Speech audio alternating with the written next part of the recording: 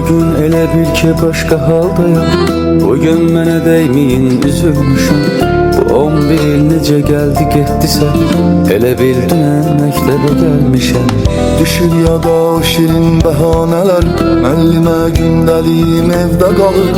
Dərsə girməmək sonra daha nələr, adam utanır indi yadına salır. Elə bir imkan olaydı əldəki, qaytaraydım geri məktəb illərin. Tutub əlimi mənə yazmaq öylədən, o müəllimin öpəydim əllərin. İlk dərsə gedən günü ağlamışam, anam gedib gözüm ardınca baxır. Gülürəm indi mən öz saflığıma, elə bilmişəm məni tək buraxır. O son zəng çaldı, bizi bizdən ayırıb aldı. Beləcə xatirələr qaldı boş sinif otaqlarında. Uşaqlığı bitti, o gözəl günlərimiz getdi. Son dəfə səs-küyümüz itdi koridor bucaqlarında.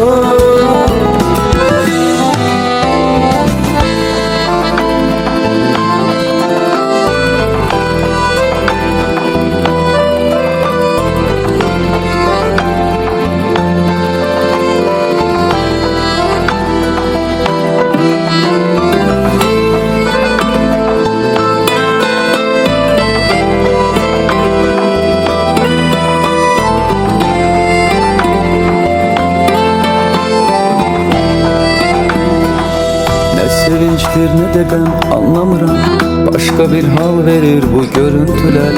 İstəyirdiksə bitəməkdə bilir, indi nə üçündür bəs bu üzüntülər. Qorxuram ki bir də biz görüşməyək, məktəb yolu ola həsrət küsəsi. Anladım döyüşlər niyə ağlayır, bu imiş uşaqlığın son gecəsi. Dərs adıyla